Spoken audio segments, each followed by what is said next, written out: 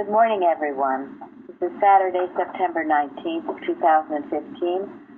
Welcome to our Bible study, which will be moderated today by Shahidat. Go ahead, Shahidat. Good morning again. Our quote from this morning is from Matthew 22. Master, which is the great commandment in the law? Jesus said unto him, Thou shalt love the Lord thy God with all thy heart, and with all thy soul, and with all thy mind.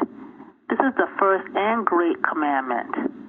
And the second is like unto it, Thou shalt love thy neighbor as thyself. On these two commandments hang all the law and the prophets. So we'll go into our questions. Our first question, Exodus 20.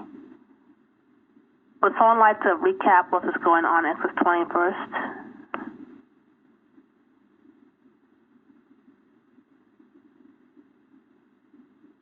So who's our history buff here? Where is Jean on? Usually. Not yet. Wilderness of Sinai. Yeah, they just arrived in the desert, didn't they? Yeah. Yeah. That it was the third month. Yeah. Was the outset of the whole. Yeah. And it was hot, and it was dry, and there wasn't much food around. So this was right after they've left Egypt, not too far afterwards.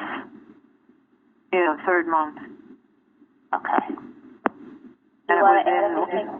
Go ahead, Charlie. Oh, I just want to say it was 1,496 years. That was, 1496 BC, which is only relevant because in Deuteronomy 6, it's 92 years later. Wow. Okay, so they just left Egypt. They just arrived in the desert 3 months later. There's not much food around. There's not much water. And they're quickly getting discouraged, aren't they? And they're what was Moses doing here? Moses, their leader, what was he up to?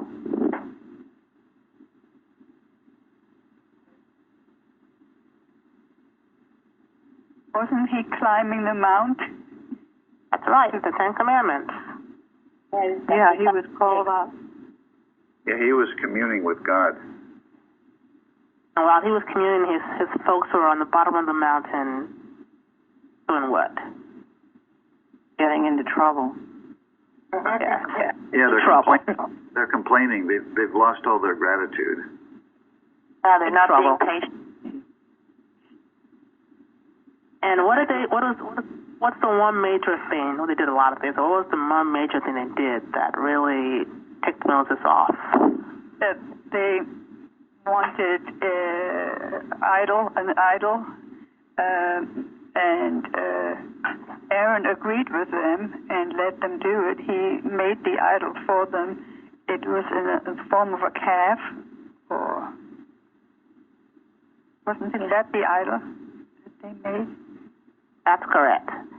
So God has let them out of Egypt, had parted the Red Sea, and Moses was MIA for a little bit, and they got very impatient, very despondent.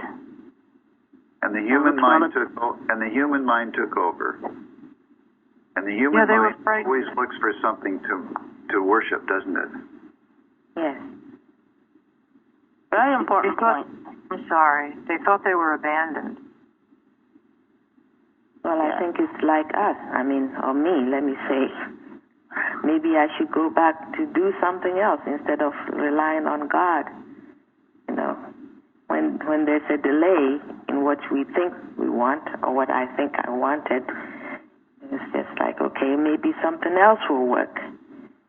That's not just you, Florence. I've had that many times. And that is, thank you, Florence, because that, you see, you people get really disturbed and restless right away and go back to something more familiar or something they think might work, something they haven't tried before, very quick to abandon their post. They get very angry. Angry, discouraged, whining. But that's why Mrs. Eddy has said, never off guard, never absent from your post, never ill-humored, never unready to work for God. You get tested. You can't be so quick to just throw in the towel. I mean, you can do whatever you want, but usually they do. And usually they do. Well, this is something that every one of us, I think, has faced. I know I have. When you're lifted out of the mess and you're shown something better, which, like when all of us found the Plainfield Church, we were lifted out of something and shown something better. And then doesn't the devil tempt you to want to go back to wherever you came from in one way or the other? Want to go back to something that seemed familiar? Isn't this new way of life a little daunting sometimes? Absolutely. We have to remember that God works in infinity. He doesn't work in our time range. His time is different, and it may not happen at once, and then we get discouraged. That's very good, Karen. Thank you, Karen. That's excellent. Yeah. Exactly right. And when you look back to all the years you might have spent, it's really a flash in the pan compared to eternity. And the lessons that you learn when you're under pressure, when things aren't working right, or when everything could be going wrong, when you're working under that kind of a situation, the lessons that are learned are just enormous, life-changing, if you choose to learn them. In fact, it's those times, those challenging, tough times really show what you're made of. Yeah, Linda had a quote on the forum a while ago. It's one of my favorites. I can't quote it exactly. She's driving, I think. So anyway, it was about you're not worth your salt unless you have been tested and tried, and don't turn back. It's something to that effect. And Mrs. Eddy wrote about this. She saw it in her own household when she invited people to serve in her household. She tried to, she got the very best that was out there to come to her household. But she said she never knew who would stay and work out and who would have to be sent back. And it wasn't until people were tested in her household that they demonstrated that they were, in fact, really grateful for this new science. Yeah, some didn't last a week. And often they would come and get interviewed, and they could easily fail the interview. Often she wouldn't even see them. They'd be interviewed by other people, and they would know right away that they wouldn't work. So it takes some stamina to have to be the good seed in the good soil in order to keep at it and not give up. Just thinking about it, it takes stamina to do it the wrong way, too. It does. So, if you're going to use that stamina for anything, it'll be this thing. Absolutely. Exactly. What gets me about this whole thing, here I'm talking about the children of Israel. They had just witnessed firsthand probably one of the most phenomenal demonstrations of infinite omnipotence and omniscience when he opened up the Red Sea and they walked across it. And they've had to have known that it was a power greater than anything they could see or touch with their hands. And yet, in just the recent memory of that event, they wanted something that they could touch and look at. I think doesn't ingratitude come in here? I mean, if they were really, really grateful for this tremendous experience of coming through the waters and everything, then maybe they would have been more patient. Again, it happens with me, us. Yes. Mm-hmm. It absolutely, it is the ingratitude, and that is why Mrs. Eddy has said it's the unpardonable sin. And you it was think just on our calendar that if you have gratitude, you understand your safety. I don't know if it was the other day. Thank you. Mm-hmm. I think it's also you have to be continually grateful, not just so happy and okay, I'm grateful today, but I need to, if I'm continually grateful, keep that in my heart. It won't fade. Thanks, Jeremy. Yes. Absolutely. And, you know, often, and we talk about Plainfield. Plainfield's a symbol of coming into true science. But often in the beginning, you might have just some wonderful healings. You'll hear them in testimony because the truth is so new and you're transformed. And, but then maybe the going gets a little rougher and maybe your healings aren't so quick.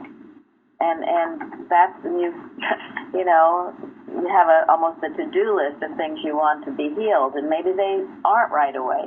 And that's when you've got to just have that patience and keep your gratitude. And as you do that, they will drop away. They will. You know, I was thinking today about some of the first things when I first started to work with Mrs. Evans, the problems I had. And they were healed right away. It took a while, and in fact, I don't even know when they left. I know I had some skin problem. I don't have it anymore, and I don't know when it left. But I got so busy and so focused on all the work I was doing for God, it was really, I just didn't think about it anymore. And it dropped off. So were very many other things. Interesting. I hadn't thought about that in a long time. I've never even testified to it. It just kind of left.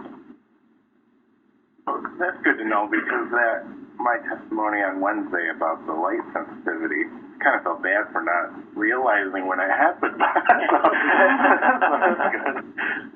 No, that's a perfect example. He had a healing. He always had to wear sunglasses even at night because the glare gave him headaches, and it left. Now, when it was going on, I'm sure it was a big major problem. But once you get here and you start thinking about other things besides your own problems, then they fall away because they are nothing more than an aggressive mental suggestion that maybe you have accepted for a while, but you don't need to accept it forever because it's just plain not the truth. I think this is the truth about the watches. It gets you out of yourself, and we do them daily and then together. Absolutely. It's an important discipline, isn't it? To get your thought out of yourself and keep it there for a while. Yes. You know, there's a mortal belief that you can't hold on to one thought for more than 30 seconds or something. When you're doing a watch, you've got to overcome those mortal beliefs, and if you find your thought drifting, you pull it back. Some people take little notes or do certain things just to keep their thought focused on what they're working on. The more you do it, the better you get at it, and the more you do it, the more you'll be able to do it in your daily life. Watching your thought. Watch. Okay, let's go to the Another next thing. question. No, well, Sorry, go ahead. I just want to bring up one more thing before we leave this point, because this is the human mind is totally superstitious, isn't it? And this Eddie explains how the human mind looks for something to worship. What happened to the church that Mrs. Eddy established? I mean, she established a church once, and then she had to disband it. She disbanded it because the human mind was creeping in and taking it over, and she saw that as the kiss of death. So she created another organization, and she implored every member to make it a spiritual organization. And what happened? The human mind back in. The human mind crept back in and ruined it and made it a human organization. And Linda, what did you say? They stopped doing the watches. They didn't handle animal magnetism. That's absolutely true. Right. So this history repeats itself, doesn't it? I mean, they didn't make a molten calf. They knew better than that. But they made a human organization. And they were very, very quick to do it. I mean, it was in the works before Mrs. Eddy passed on. That's why those last years at Chestnut Hill were so tumultuous. They were working on it, and the human mind just didn't understand how it could go on without her and those estoppel clauses. And as someone told us, so they said she made a loving mistake. Well, Mrs. Eddy doesn't make loving mistakes. And then they changed the manual. Right. And then they tried to take over the Publishing Society, which was an independent deed of trust. And they instituted a lawsuit that ripped the movement apart. And they centralized control, taking over all the branch churches, which she definitely did not want. Exactly. They didn't trust God. It's like the early Israelites three months later didn't trust God. Which shows Mrs. Eddy was scribe under orders, as she said. So if someone says she made a mistake, it's like saying God made a mistake. right. Exactly. Exactly. Couldn't grasp the idea without despotically controlling one another. That's why the best workers were excommunicated. I would say they're the ones that made a loving mistake. If you want to call it loving, I'm not sure, but sometimes I think they meant well, and Mrs. Evans used to say that's the worst thing you can say about anybody. They meant well. But the human mind does not know how to mean well. And we need to be smarter than that. I heard an expression recently, which I thought was a really good one. It was about someone. They said that they don't know what they don't know. You know, think about that. It's one thing if you do know what you don't know. I mean, say you don't know about cooking, or I don't know. There's certain things you admit you don't know about. But if you don't know what you don't know, that's dangerous. And that's why we must know what's in our textbook and what's in prose works and what's in the Bible. We can't not know. A lot of false prophets are out, and you see them, and they're preying on our children to teach them history that's not true, teach them other things that are not true. That's why they've got to know. We all have to know the truth, and by knowing that truth, you shall be made free. And that's why in Christ Jesus, when he's tempted of the devil, he goes back, it is written. You have to know. Dangerous not to know what you don't know. Or worse yet, they don't teach something, they just leave it completely out. Yeah. Well, and that's why these false prophets prey on the highly educated, so-called intellectual, who won't admit that they don't know. Yeah, right. That is so true. Academia. Could I please ask a question? Sure.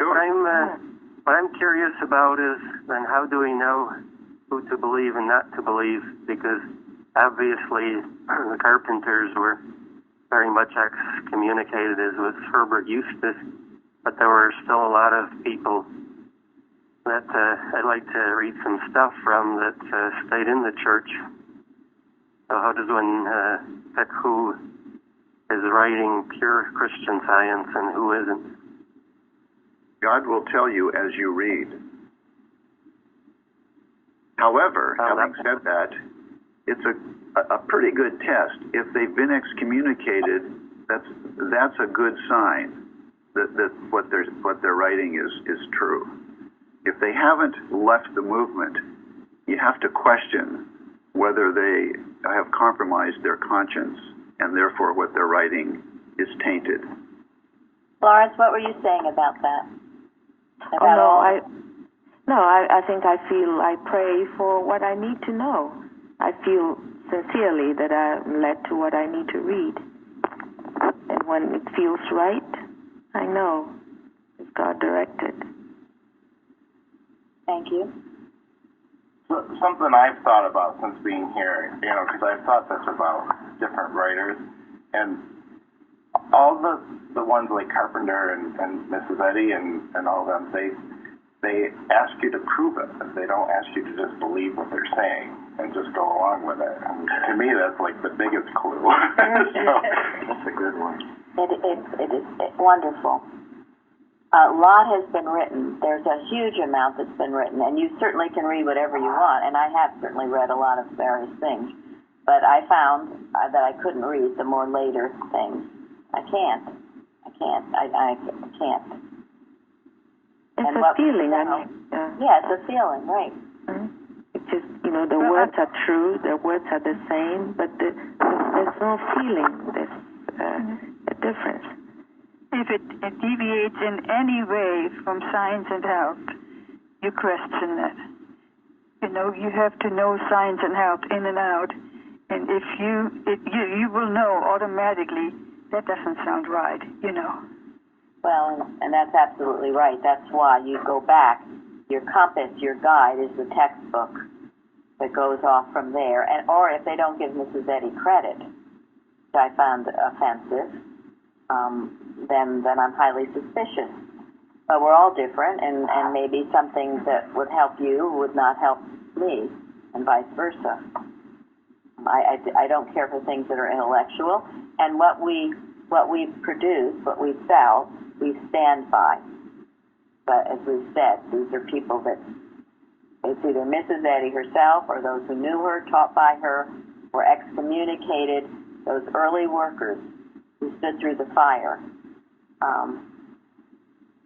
And if anything else you want to read, well, that's entirely up to you. Because, everything that ever needed to be written was written by Mary Baker Eddy. Yes. And even, like Eustace in the preface to his book, which is highly helpful for a lot of us, he states that he doesn't say anything in addition to what Mrs. Eddy said. He just explains things in his own words so that it might be helpful to someone to lead them to Mrs. Eddy's writings. So he doesn't claim to have anything in addition to what Mrs. Eddy wrote, but he just wants to help people get to what she wrote and understand it. That to me is a good test for whether something in addition to Mrs. Eddy's writings is worth reading or not. I'm going to throw a name out here, and if it's not needed to be discussed at this time, I'm fine with that, but I'm specifically thinking of Bliss Knapp, because I've read a lot of his things and I found it very extremely helpful. But I just found it interesting that he supported the board, which I couldn't understand from my own reading of the manual, so I'm so happy to find other people that agree with the way I read it. So if he's written something that is helpful to you, that brings you closer to God, that helps you understand what Mrs. Eddy wrote, then that's a good thing. I have found some of what he wrote good. She knew him as a child. You have to understand, too, that what some people wrote at certain times, maybe they changed. There are a lot of really good workers in the beginning when that fire was so hot. And later, they were on the board, or one of them was on the board that excommunicated Eustace. And yet I know that she wrote some wonderful things. I can't think of her name right now, but Annie Knott. She wrote some excellent things, but she was on that board. And so for that reason, I think about her a little differently, but that doesn't totally disqualify or discount. When you're in the right mind and you're receiving, as Shahida just said, a scribe under orders, what comes through you is God-given. And Carpenter says you can be in that right mind, and then, a few hours later, you can be all upside down. When you're upside down and you write something, well, then that's no good. But when you're in that right mind, what you've written probably is excellent. Whether you maintain that right mind is something else again. So there was a time when Aaron, Moses' brother or cousin, was in his right mind when they were preparing to leave Egypt. And here, 3 months later, he's not in the right mind. So telling them how to build. Right. Thank you. I appreciate that very much. Sure. Okay, Shahida, how are we doing? We're almost at 10:30, so let's get back to the questions. Great discussion.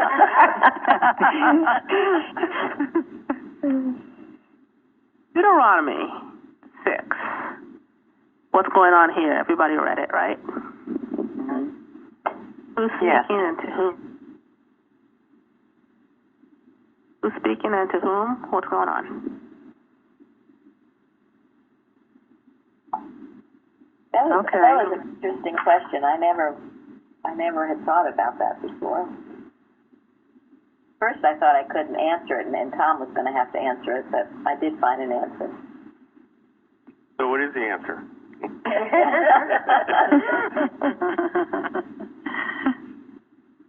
Anyone know?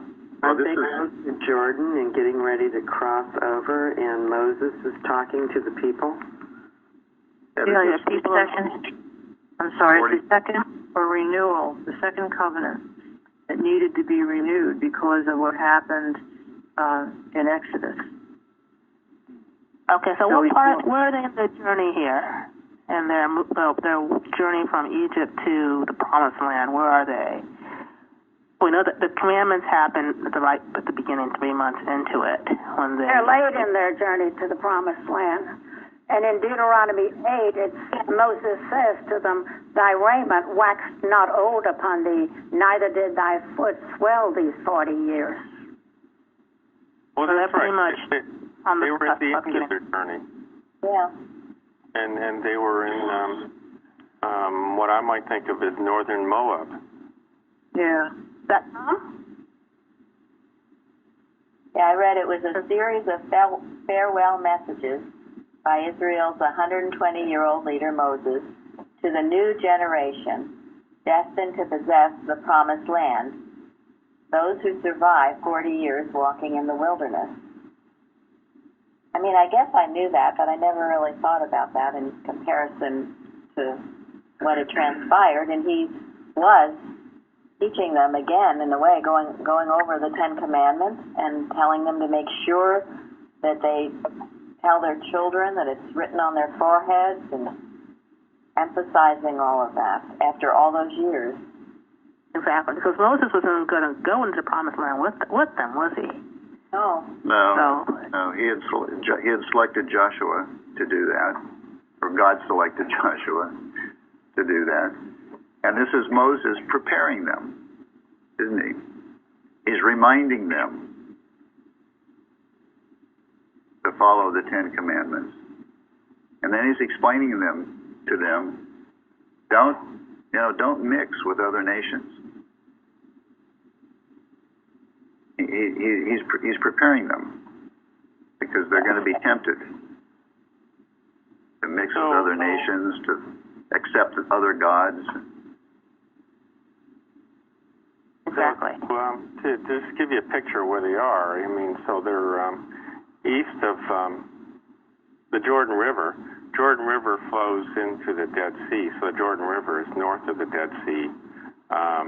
The land of Moab is basically east of the Dead Sea, so they were in the northern part of Moab, but it was actually an area that was occupied by the Amorites.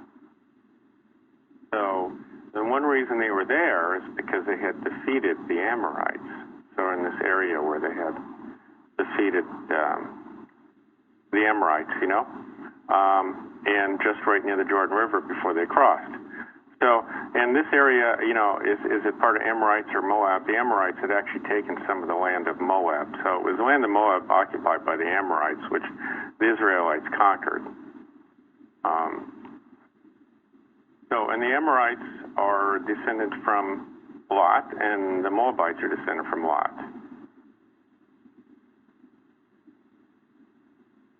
Okay, that's our history lesson. Linda? Thank you, Tom. Oh, and then interesting, the tribe of Gad took that piece of land, and they said part of the reason was because, they didn't have to cross into the River Jordan. They'd want to take the first land to where they were. It was easy. But on the other hand, that area was not very protected so ever since then, the land of Gad was always attacked because it was not a very secure place. So it's interesting to think about when you want to take something easy, what are the long-run consequences? They took the easy route, but it was also one of the least secure areas. Wow. Interesting. Go ahead, when Linda. Someone says you want to do it the easy way or the hard way. Right. I had something I wanted to read that I found from Matthew Henry. And it's a little commentary from the citations from 6 to 16. It says, "Here is a caution not to forget God in a day of prosperity and plenty. When they came easily by the gift, they would be apt to grow secure and unmindful of the giver. Therefore be careful when thou liest safe and soft, lest thou forget the Lord. When the world smiles, we are apt to make court to it and expect our happiness in it, so we forget him who is our only portion and rest. There is need of great care and caution at such times. Then beware, be warned of your danger. Stand upon your guard." Beautiful. Yeah. You can give that to Jeremy. Perfect. Mm-hmm. Thank you, Linda. That was good. Yeah, thank you.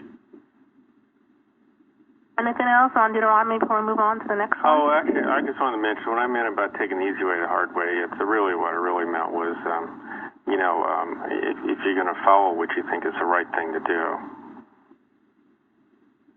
that's probably the more important thing is following the right thing, whether it's easy or hard. And Gad just didn't think that way, So.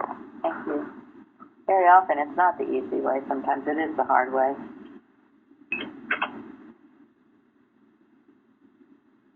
Okay, next question. In our lesson this week, there's a citation that says you cannot worship God and mammon. What is mammon? Wealth. As a god, it's the demon of cupidity. The demon of stupidity? Cupidity. I hadn't read that one. That's a good one. Well, so another definition that says it's actually the covetousness that desires more and more material things, uncontrolled drive. Riches, worldly. It's riches. Mm-hmm. Well, I thought it was interesting. In the 1828 dictionary, it says, first it says riches or wealth, and then it says, or the god of riches. And I thought, well, this stems from superstitious belief that, a lot of societies had beliefs in many different gods, god of the weather, god of crops, god of, whatever. And somebody apparently actually thought that there was a god of riches that bestowed wealth, something like that. So this goes back to really superstitious belief that there is some god that makes you rich. And you worship it. Materially, and then you worship whatever that god is. Well, and you see our modern day gods, and certainly materiality and excess is one of them. Excess wealth. It's a modern day God. And that's what I guess Bruce just said, wanting more and more and more and not ever satisfied. the love of riches, the love of riches, and then it becomes a preoccupation of thought instead of God, of course. Thank you. Yeah, and isn't that what the lottery is all about? Just as an aside. Well, it's what a lot of things are about. Yeah. Right. A lot of things are about it. I'm going to skip to question 5 because I think that really follows the mammon question very well. And we'll come back to 4.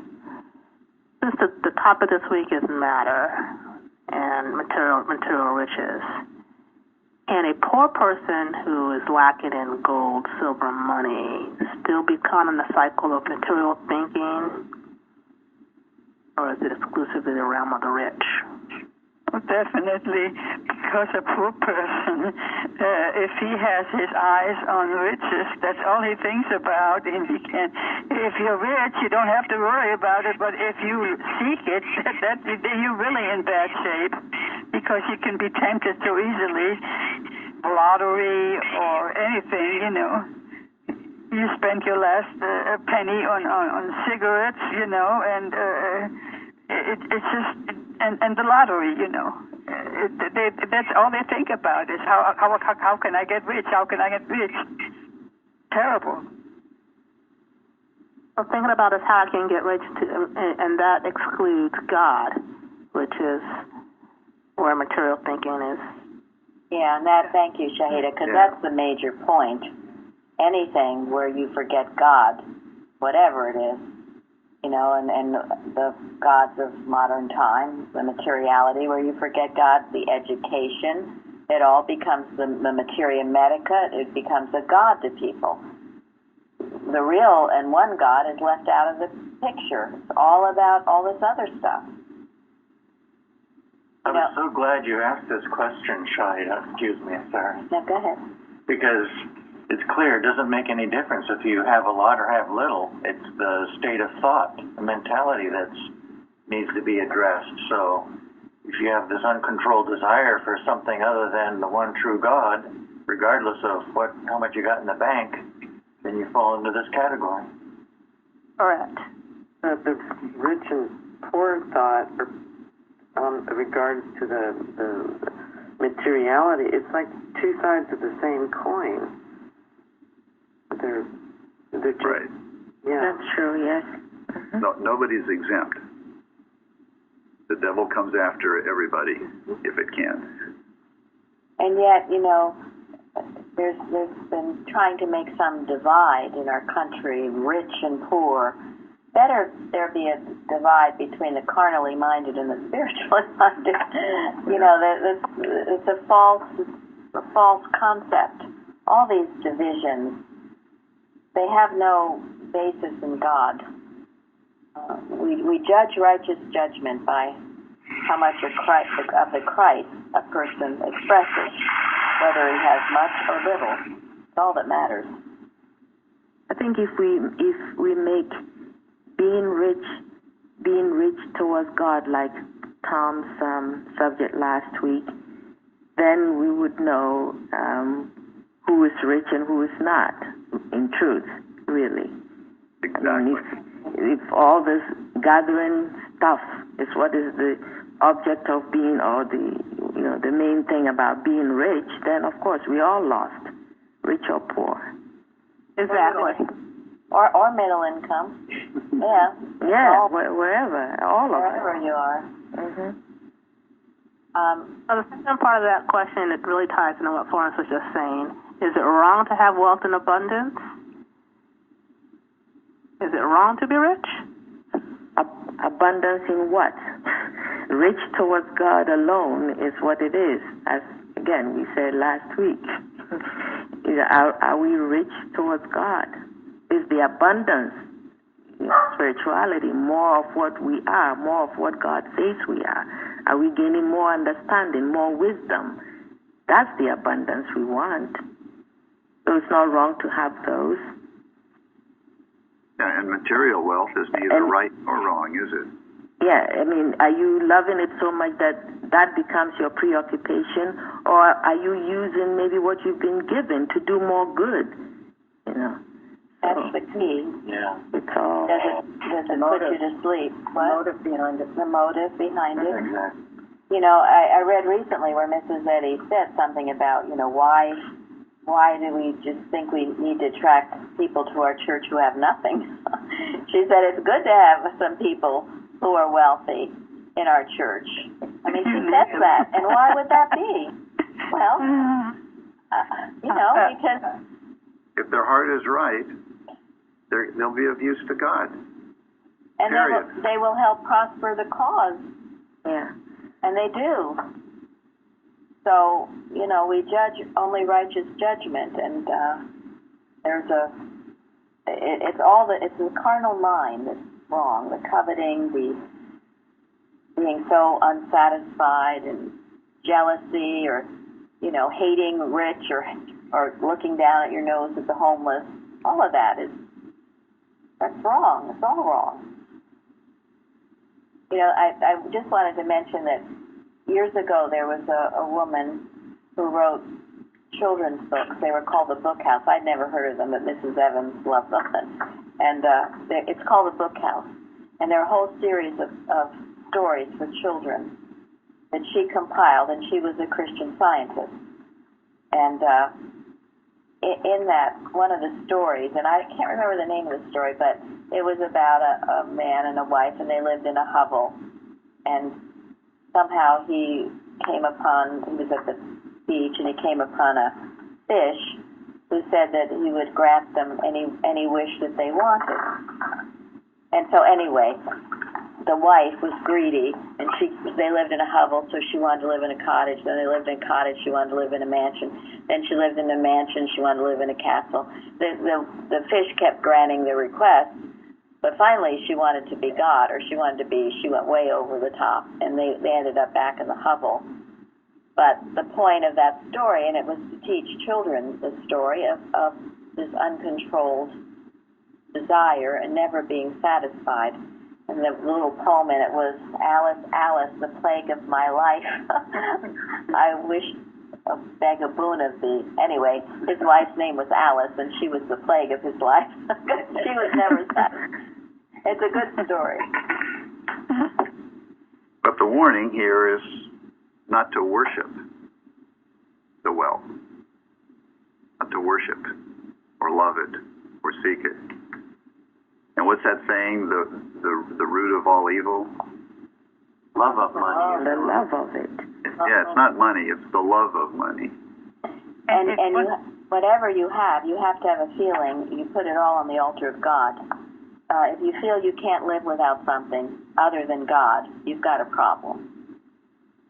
So if you can say, I can live without my house if I had to. You're not being asked to, but if you had to, you have to have that. You have to have that feeling that as long as you've got God, that's what the story about the rich man selling all that he had to be willing to do it. Whether God required it or not is something else. If you're not willing to do it, it shows you're worshiping something other than God. And you're not trusting God. You're not trusting God. And what did Jesus tell somebody, asked Jesus, said he wanted to follow Jesus. Jesus didn't even own a house. And he told that to somebody. He says, listen, foxes have holes, but I don't even have a bed to sleep on. And he was warning people who wanted to follow him that, life's going to be different.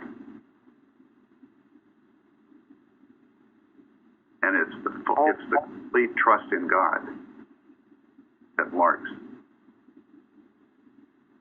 the good worker. But Mrs. Eddy also says that poverty is just as important to heal as is disease, sin, and death. I know that some religions think, well, you should live with nothing, and if you had to, you can.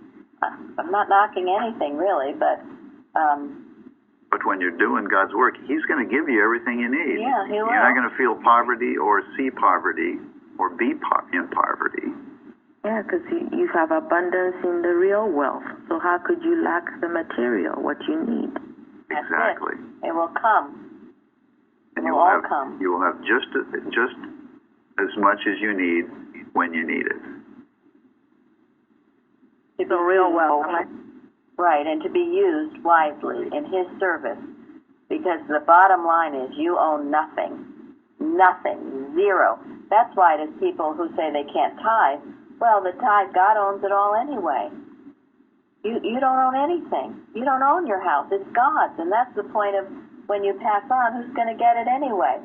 It's not yours. It belongs to God. We're all stewards here. And whatever we have, we use wisely for Him in His service. And if we do that, we will always have all that we need every moment. That puts me in mind of something about both Moses and Aaron that occurred. Moses was really in trouble with the people of Israel, he thought, because they were he went to the Lord and said, because the people are thirsty, they're murmuring against me. And said, wherefore is it that thou hast brought us up out of Egypt to kill us and our children and our cattle with thirst? And Moses cried out, what shall I do? They are about ready to stone me. And so God directed him how to smite the rock at Horeb and get them drink. But at the end of that passage it says, the name of the place was called Massah and Meribah, because of the chiding of the children of Israel, and because they tempted the Lord, saying, is the Lord among us or not?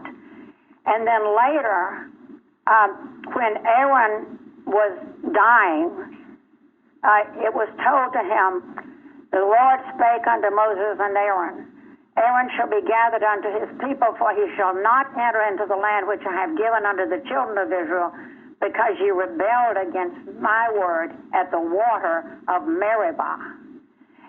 And then when Moses died, again, he would die in the mount, because ye trespassed against me among the children of Israel at the waters of Meribah, because ye sanctified me not in the midst of the children of Israel.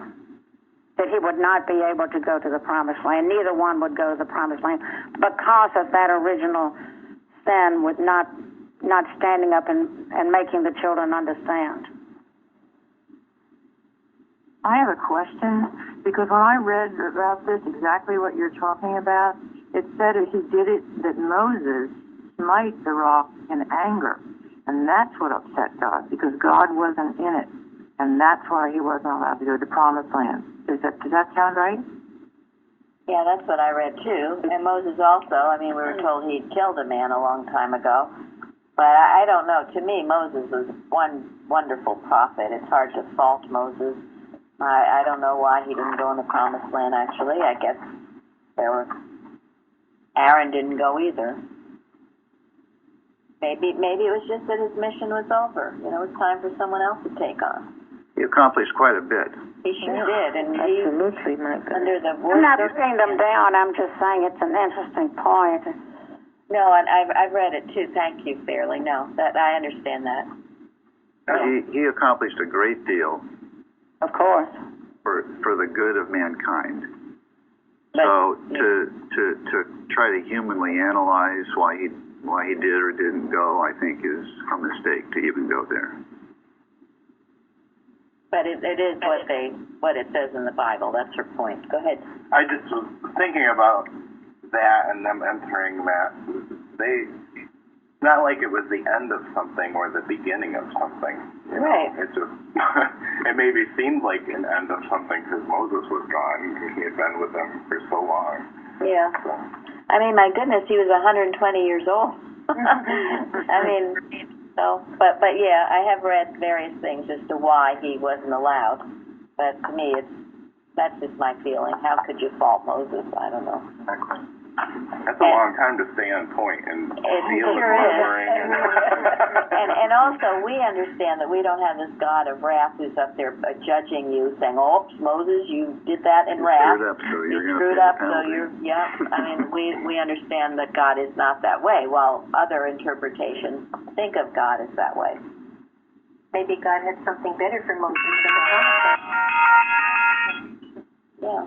On the wealth issue, what I remember back is when Mrs. Eddy originally tried to start the church, everybody wanted to do a bake sale to raise the money, and she opposed it, but then she let them go ahead, and then all the money was taken by the treasurer when he left town. Yeah, and the interesting thing was that when I first read about her requesting 40 people to give $1,000, I thought, this is incredible. I mean, that was such a huge sum of money in that day.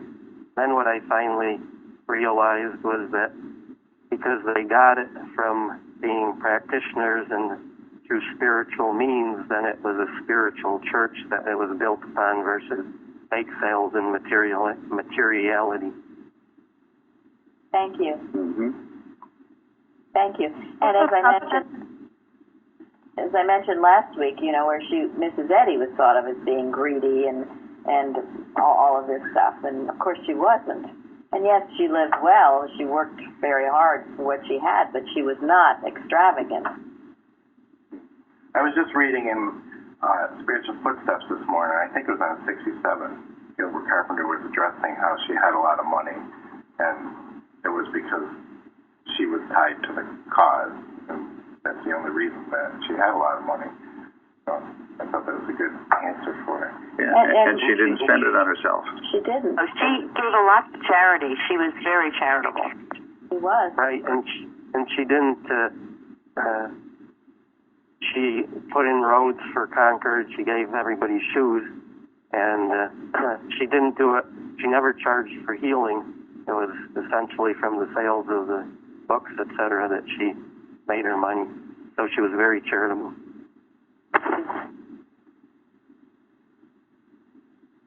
So where are we? So you've got left, so I'd like to go back to Fairly got us on point with Aaron versus Moses, and I want to talk about the question number 4, and that is, let's talk about the difference of how Aaron responded to the people of Israel when they asked for a God, and how Moses responded when he came down from the mountain. Well, Aaron gave in to them. I mean, he just let them go. And Moses was not happy, as rightly he shouldn't be, because their thoughts totally dropped. They just abandoned their God, as someone pointed out earlier. How ungrateful could you be? Look what you came through. I mean, you were slaves, and you wanted to, raise up from that situation, and you were, and then this is what you do? Well, this must be like the work of a practitioner. That's all I could think of when I thought of this, is because they're constantly having to lift you up, and when you've sinned, you're going to start all over again, and always coming down from the mountain, never go again. Well, the same thing's going on today, folks. Aaron said, well, they are set on mischief. It's like, thou knowest the people that they are set on mischief. So he just let them do their mischief. Well, this wasn't mischief. This was superstition. This was the human mind looking for security in something other than God. Well, I guess that's what he meant. And it's going on big time today. I got the impression they were afraid of Moses. He was, a very strong person. And as soon as he left, it was like, well, now he's gone. Let's go do what we really want to do. The cast away from my play. Substitute teacher. But isn't that the way it is, though? Yeah. I mean, carnally minded people are fearful in the presence of a spiritually minded person. Yes. That's true. I thought it was very telling in this. It says, the man that brought us out of the land of Egypt, we not know where it became of him. Little did they see that Moses himself, during the Exodus, was actually following that which cannot be seen or heard by the physical senses. So they said, no, this man that brought us out. They carved the real God out of the picture the whole in the beginning. Thank you. That's an excellent point. Moses was a messenger. Right. And Aaron was a really cool dude. Yes. You see that? I mean, look, you know, they came to him and he said, "Oh, that's what you want. Let's you know, make this golden calf. Let's have a feast. Let's get naked." You know? Really? And then when Moses comes down and lifts his lid, wonder what was on his mind. you know, Moses. Losing your audience, Tom. Well, Moses got really angry. You know what Aaron said, how he responded, you know? He says, don't be angry. You know how they are. I mean, Aaron was a really cool dude, you know? He must have been tempted by something, though, sour or something, because he didn't even try to stop it. And he went along with it. I mean, he didn't like say, well, you go do this. He said, come on, bring it, and I'll help you build it. Have we ever seen mass mesmerism lately? Yes. Where people who know better are afraid to stand up and face the crowd and tell the entire crowd that they're wrong. But you know what Moses did that I thought was really, really instructive and important is, you know, he told the people to choose. Make a choice. Where are you?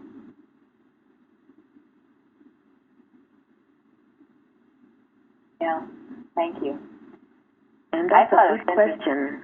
That's a good question when people start to grumble and you know, complain about, oh, this has been so long. What am I? When is it going to? God better do something. All that. Well, choose and go your way. You know. Yeah. I thought it was interesting because the commentaries I were reading, they were all trying to. It was they were trying to justify Aaron. Aaron never got into much trouble for anything. Moses was always the one that was getting the flack. Aaron just kind of skipped along in the daisies. And they kept saying, well, you know, the reason he did this, they were giving reasons. Well, they probably would have stoned him to death. Or oh, he just did it because he was challenging them. He didn't really think they were going to take their earrings off. He just, you know, was challenging them. Anyway, they spent a lot of commentaries were trying to justify Aaron's actions because he seemed to get off the hook all the time, while Moses didn't. So I just thought that was rather interesting. It seemed kind of obvious that I like Tom's. Well, you know, we live with that all today, you know, particularly young people, you know, like, you know, it's cool, you know, whatever you like, you know, it's all right, you know, you make your choice about life, you know, and we'll, you know, we all got to get along, you know, whatever you want to do. Yeah. Yeah, like that boy I told you about a while ago that in California at a college that wanted the United States flag to come down. No problem. They took it down. No problem. That's cool. That's cool. Yeah, we understand. It represents wickedness. That's okay. Probably the people that stood up and said they shouldn't have done that, they're the ones that would get told off. So it takes courage to stand for what's right. And Moses had that courage. It was in him. You know how much this relates to everything since the beginning? You know, it's like, you know, Adam and Eve with the apple, you know? This looks good. It's delicious, you know? That's cool. We're still living that dream, aren't we? Yeah, that's a good point. That's cool. Yeah, I think that's what people sometimes miss, you know, about this, because, you know, this is really tough for all of us, but also think about young people who haven't quite made up their minds about things, you know? I mean, that's how it is. It's very subtle. Yeah, oh, yeah.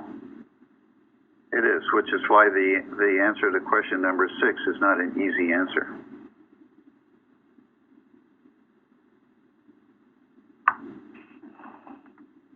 So number 6, what does it mean to lay up for yourself treasures in heaven? It means to be willing to stand up against the crowd when it's wrong. It means to be willing to stand up for the right and the truth. And take the consequences. But you're not going to be pretty. humanly. And that may not be popular. They will definitely not be popular. So you'll be a Moses and not an Aaron. Yes. Exactly.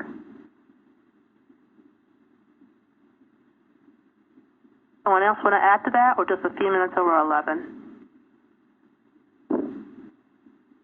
Thank you very much, Shahida. Good questions. They were excellent questions. Thank you. Yeah, thank Excellent you. discussion. Well, you really got the discussion going, and right off the bat. Ooh, but good questions. Always are. Thank you so much. Thank you. All right, have a great Saturday, everybody. Thank you so much. You too. Thank you so all. much. Thank you. Thank you.